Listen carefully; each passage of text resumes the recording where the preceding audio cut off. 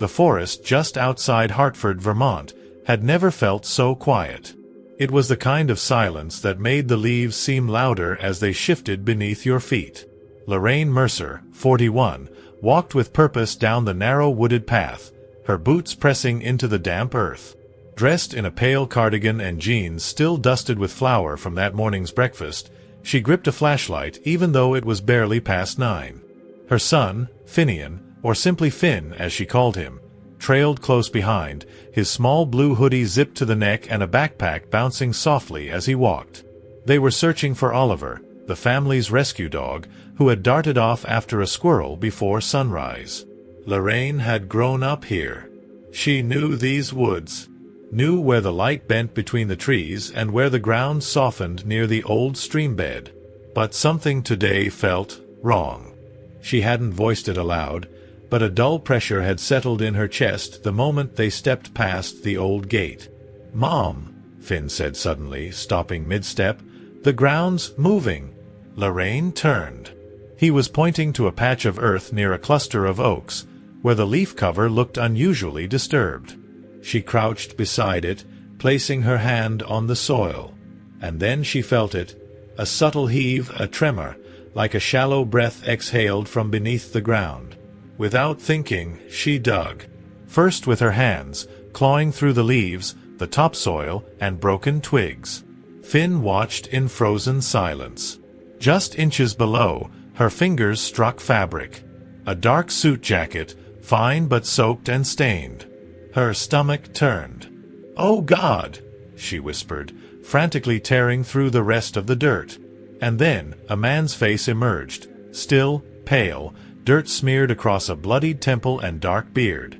Lorraine pulled him out with trembling arms, laying his limp form against her lap. He was breathing. Weak, shallow, but alive. "Call 911, she said instinctively, then froze. No signal. Of course not. She pressed her hand to his chest. Steady but slow. She patted his cheeks lightly, speaking low. "Sir? Can you hear me?" His eyes twitched, then slowly opened, bloodshot, unfocused. He stared at her, but it was more than confusion. It was terror. His cracked lips parted, and he whispered with effort, "You shouldn't have found me." Lorraine's breath caught. It wasn't relief in his voice. It was dread. She glanced around, her eyes scanning the still woods, suddenly suspicious of every sound, every shadow. Finn crept closer, clutching her arm. "Is he okay?" Lorraine didn't answer. Her thoughts were spiraling. Who buries a man alive in the middle of the woods? Why? And why did he look more afraid of being saved than of dying? She grabbed her phone again. Still no service. She looked down at him.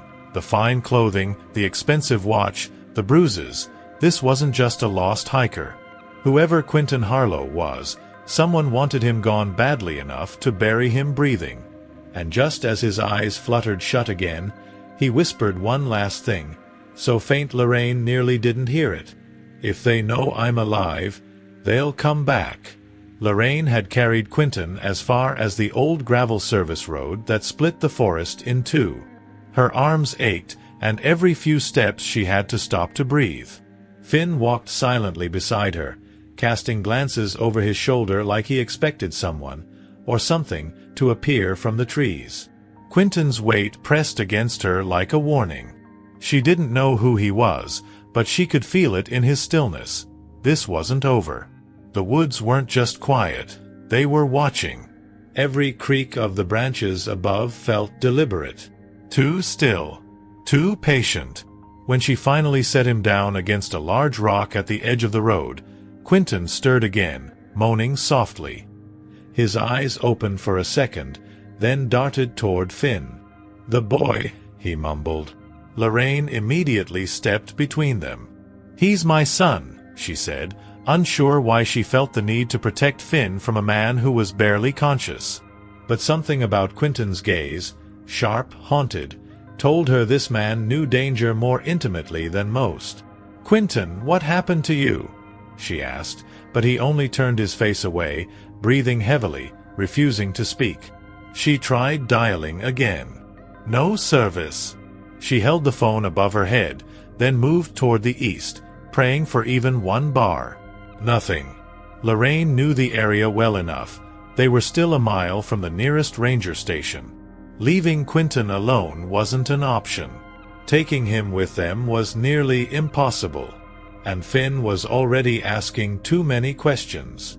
Mom, was he buried for real? Who does that?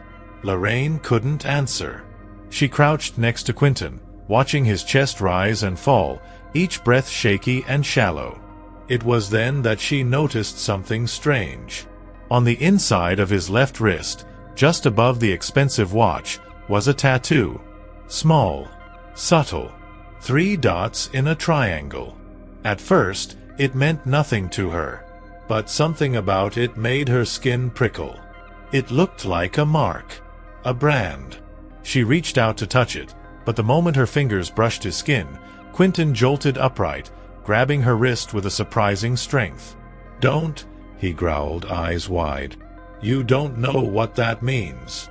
Lorraine pulled back, heart racing. Quentin was breathing harder now, trying to sit up on his own.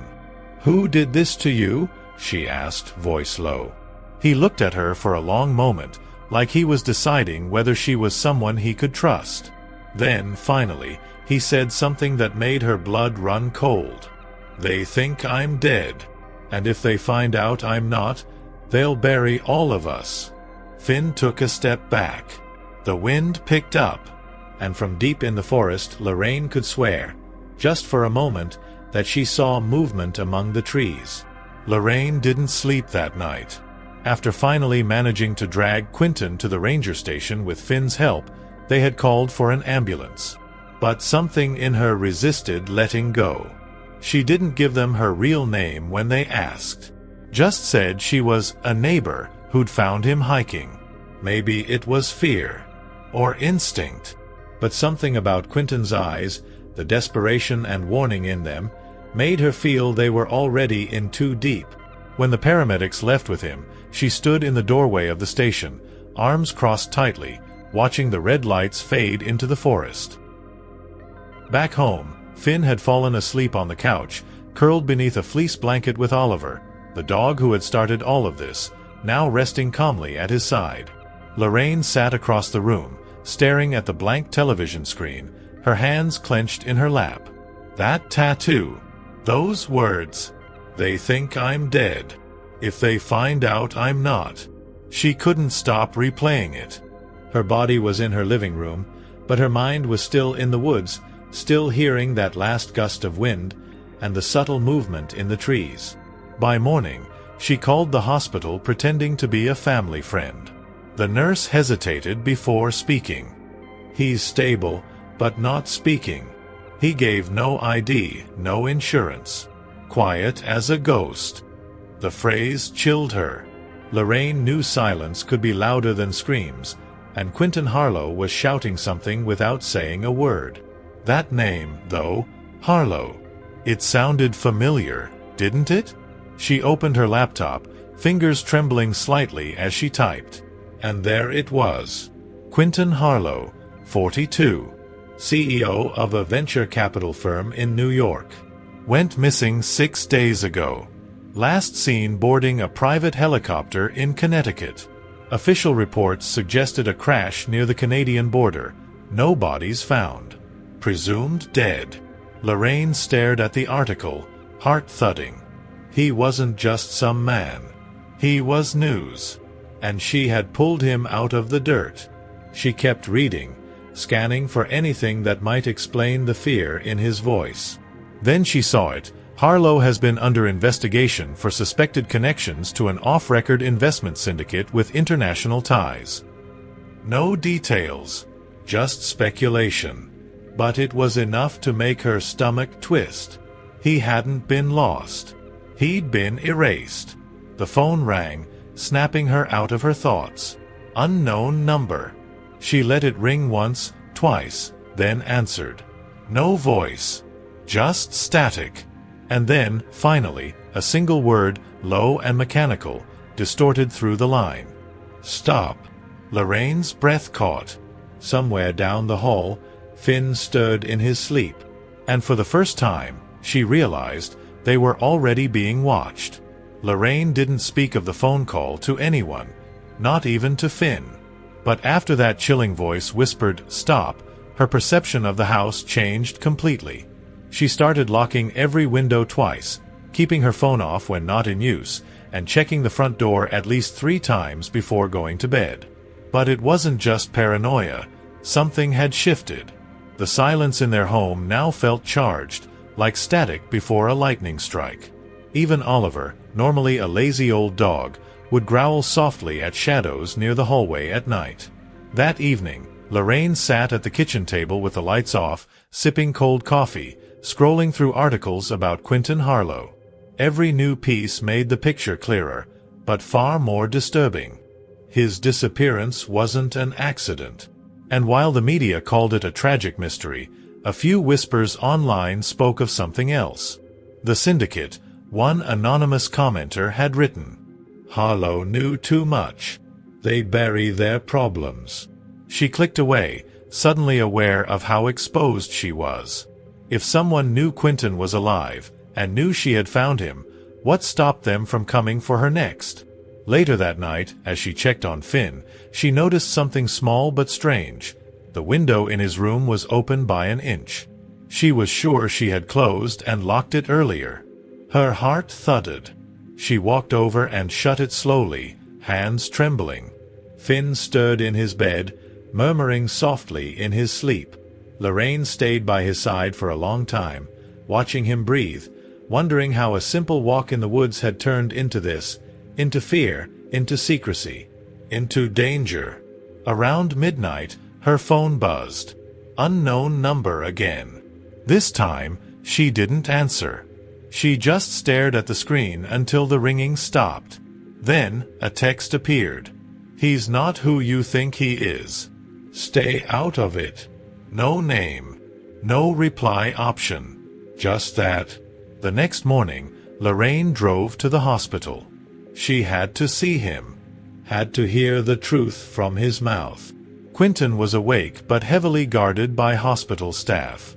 She waited until visiting hours, lied again about being family, and walked into his room with her heart pounding. He looked worse, thinner, drained, but his eyes were sharp. He smiled faintly when he saw her. "You shouldn't have come," he said, voice hoarse. "I got a message," Lorraine replied. "They know I found you. They told me to stay out of it." Quentin looked at her for a long time. Then he leaned forward and whispered, "If they're watching you, it's already too late." Lorraine didn't drive straight home after leaving the hospital. Instead, she parked a few blocks away and sat in the car, staring at the steering wheel, letting the weight of Quentin's warning settle. "If they're watching you, it's already too late." The phrase repeated in her mind like an echo she couldn't escape. The world felt different now. Darker, thinner, like reality had torn just enough to show something ugly behind the curtain. Back at home, Finn greeted her with his usual hug, but even his embrace felt fragile now, breakable. He talked about school, about Oliver barking at the mailman, about wanting pancakes for dinner. Lorraine nodded, smiled where she could, but her eyes kept flicking toward the windows. Every car that passed felt like it was slowing too much. Every shadow on the porch stretched a little too long. That night, after Finn fell asleep, she sat on the floor of her bedroom, unsure why, until she remembered. When she first bought the house, the inspector mentioned loose floorboards under the dresser. Nothing dangerous, just a quirk. She hadn't thought about it in years. But something made her pull the dresser away that night. Beneath the third board, she found an old metal box. Not hers. Inside, photos, USB drives, and a leather notebook with initials embossed in gold. QH. Her breath caught. Quentin must have hidden it here, or someone else connected to him. But why her house? She plugged the USB drive into her laptop, heart racing. The files were encrypted, but one opened, a single video. Grainy surveillance footage. A dark warehouse. Men in suits. A voice off camera saying names she didn't recognize until one hit her like ice. Senator Aldridge. She paused it, hand covering her mouth. This wasn't just corporate secrets. This was government. This was dangerous. Suddenly, headlights flared through her front window, a car stopping out front. No engine noise. No knock. Just a presence. Lorraine slammed the laptop shut, grabbed the box, and ran to Finn's room. He stirred, confused, but she pressed a finger to her lips and whispered, "We're leaving. Now." She didn't need more warnings. This wasn't paranoia anymore. It was survival. As they backed out of the driveway, Lorraine looked in the rearview mirror. The car was still there. Lights off now. Silent. Waiting. And as she turned the corner, she whispered to herself, more promise than prayer. If they want a fight, they chose the wrong mother. The backroads of Vermont felt endless. Lorraine drove with both hands gripping the wheel, eyes scanning every turn, every set of headlights in the distance. Finn sat quietly in the back seat, wrapped in a blanket, hugging Oliver close. The metal box lay on the passenger seat, rattling softly with each bump. Lorraine didn't know where she was going, only that she couldn't go back. Not yet. Not until she understood what Quentin had dragged them into. By dawn, they pulled into a forgotten logging town nearly erased from the map. Hollow Hill. It looked like a postcard from the 1950s, a single diner, a boarded-up hardware store, and a shuttered gas station with ivy climbing the pumps. Lorraine chose it for that reason. No cameras, no traffic, no one watching. She found a run-down motel with flickering lights and paid cash for a room under the name Mara Hill. As she locked the door behind them, her body trembled with exhaustion and dread. While Finn slept, she opened the box again. The leather notebook held something she hadn't noticed before, a folded paper tucked into the back pocket. It was a map. Hand-drawn. Lines leading from one town to another, marked with numbers and initials. And one name circled 3 times, Lockridge. Below it, a scribbled note in Quentin's handwriting. The drop site. If I don't make it, burn everything. Burn. Lorraine looked at the box again, then at her son. She thought about doing it, setting fire to it all and disappearing. But something deeper, something maternal, kept her frozen. She needed answers. And the only one who could give them was Quentin. She picked up her phone and hesitated. She didn't trust texting. So she called the hospital directly. To her surprise, a nurse answered and said Quentin had discharged himself that morning. Against medical advice. No destination listed. No contact. Lorraine felt her throat close. He was on the move, or being moved. Either way, he was now a ghost in the system. Later that evening, Lorraine stepped out behind the motel to clear her head. The town was too quiet. Empty. That kind of empty that makes your skin crawl. She lit a cigarette, a habit she had dropped years ago, and stared at the horizon. That's when she noticed the payphone on the corner. It was ringing. She watched it ring 5 times. Then 6. Something told her not to pick it up. But when it hit the 7th ring, she walked toward it slowly, breath held. She lifted the receiver. "He's already in Lockridge," the voice said. "And so are they." Lorraine had driven for hours before she realized something wasn't right. Lockridge, the town Quentin's map had circled 3 times, didn't exist on GPS. Not on her phone, not on the car's outdated navigation system, not even on printed road maps she found at a gas station. It was as if the place had been erased deliberately. But Lorraine wasn't turning back. The map in Quentin's notebook pointed toward a region between 2 mountain ranges, where paved roads gave way to gravel, and gravel gave way to silence. Finn had stopped asking questions. He seemed to sense that they were beyond normal now. He held Oliver close in the back seat, occasionally glancing out the window at the trees that grew darker, denser. As the sun dipped below the hills, Lorraine spotted a rusted sign half buried in weeds. Lockridge Township, SD 1914. No population count. No welcome. Just a whisper of a place people wanted to forget.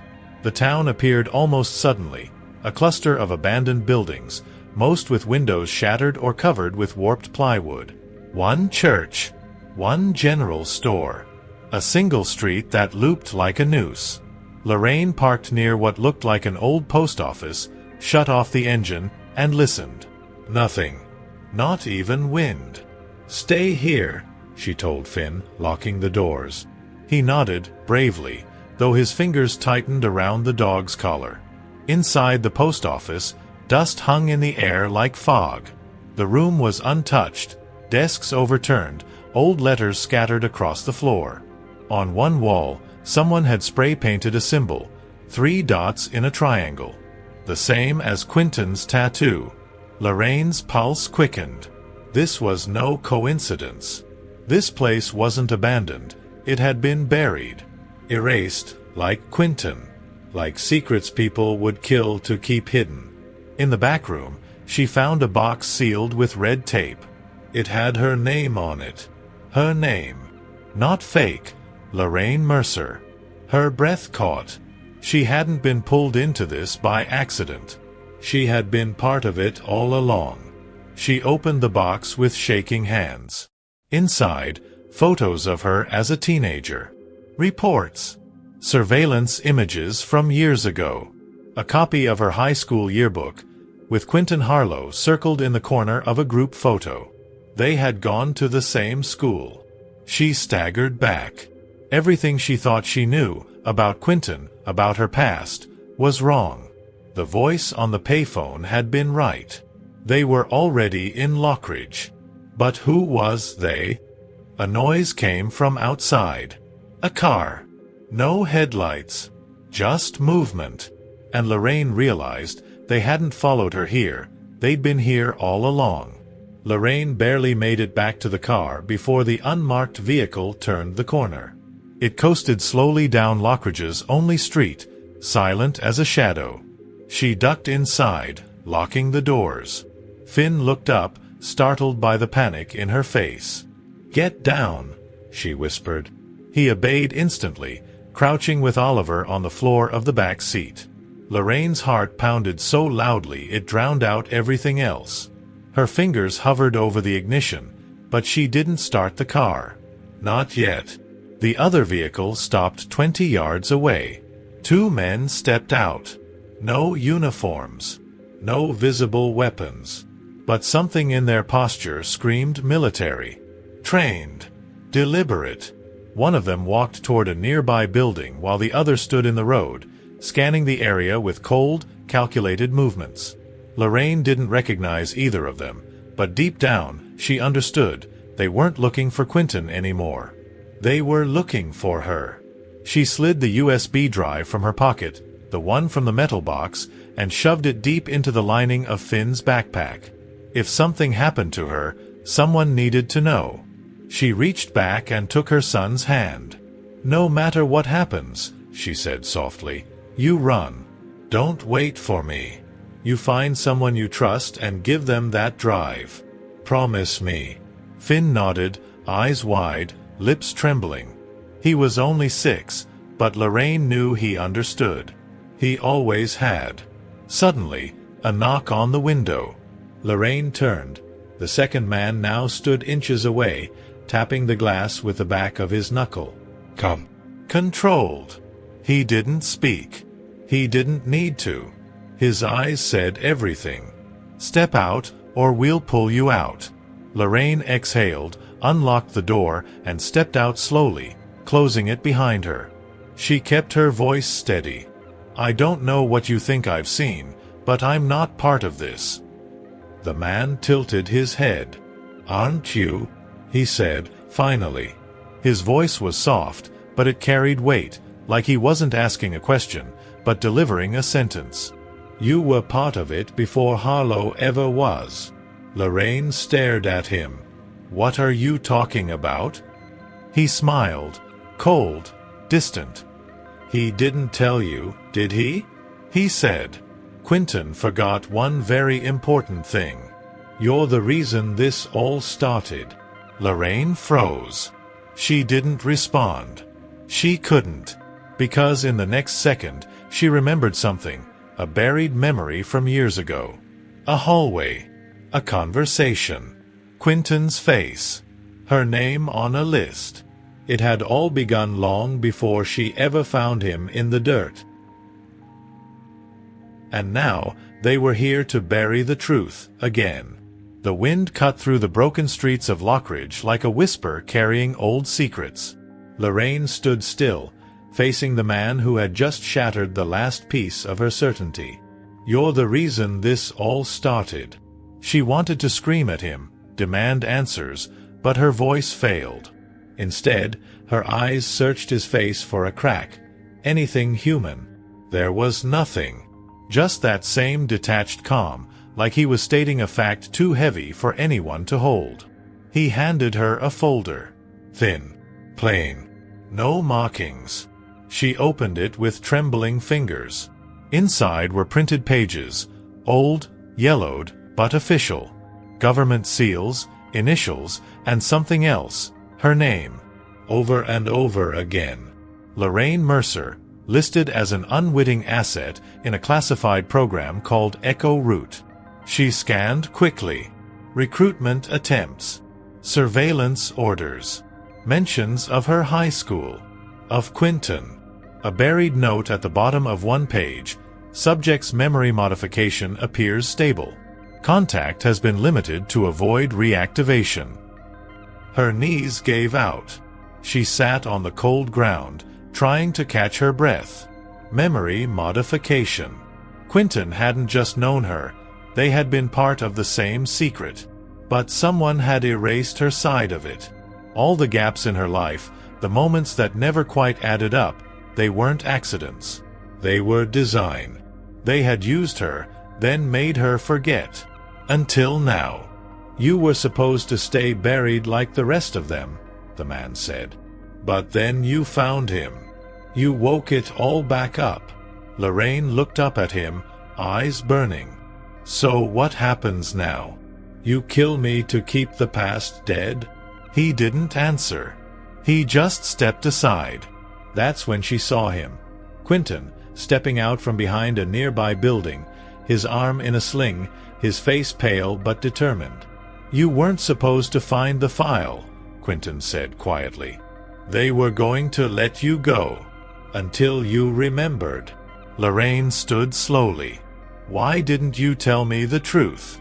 From the beginning?" His eyes dropped. "Because I wasn't sure what they'd erased. And part of me hoped you'd never remember. Because once you did, we'd both be targets," she finished. Behind her, Finn was now outside the car, watching everything unfold. Lorraine turned to him. He didn't look scared anymore. He looked ready, like he'd already chosen a side. She reached for his hand and held it tight. Quentin looked around, lowering his voice. "They're not going to let any of us walk away." Lorraine stared into the darkness beyond the town. "Then we don't run," she said. "We expose it." They drove through the night with no headlights, guided only by moonlight and memory. Quentin had a plan, and Lorraine didn't question it, not anymore. Everything had changed. What started as a mystery buried in the woods had unraveled into something far greater, a system built on silence and lives, like hers, used and forgotten. But no more. Not tonight. In the trunk sat a single object that could bring it all down, the final USB drive. The others were corrupted or destroyed, but this one held the unedited footage, dates, names, voice recordings. Everything. Quentin said it had been compiled by a defector from inside the operation. The syndicate thought it had been destroyed. They were wrong. Lorraine carried it now like it was a heartbeat in her pocket. They reached a small community radio station hidden in the hills of northern New Hampshire. No one monitored it anymore, not closely, but it still had power. Still had a live signal. Quentin disabled the security system like someone who'd done it before. Lorraine sat at the broadcast mic, fingers trembling as she placed the USB drive into the old computer. The loading bar felt like it crawled for hours. Finn sat in the hallway, holding Oliver. Quiet. Brave. Waiting. Then, the screen blinked green. Live. Lorraine leaned into the microphone and spoke. "My name is Lorraine Mercer," she began, her voice steady. "And for most of my life, I've lived a lie I didn't even know was being told. What I'm about to share may get me killed. But it deserves to be heard." And then she pressed play. Audio filled the air, distorted voices discussing assassinations, manipulation, memory erasure. Real names. Government ties. Financial records. Voices of men who were supposed to be shadows. Lorraine didn't flinch. She let the truth flow freely. Across frequencies. Across the country. They knew the broadcast wouldn't last long. And it didn't. 20 minutes in, the lights in the building flickered. Outside, vehicles approached, black, fast, deliberate. But Lorraine had already sent copies to 5 other locations. Encrypted, hidden, and ready to go live if she didn't check in every 24 hours. The system that had buried people like her wasn't ready for someone who'd already lived under the dirt. Quentin turned to her as the door shook with fists and metal. "This is it." Lorraine took Finn's hand. "No. This is just the beginning." And when the door burst open, floodlights cutting through the dark, Lorraine didn't run. Because for the first time, the truth was louder than the fear.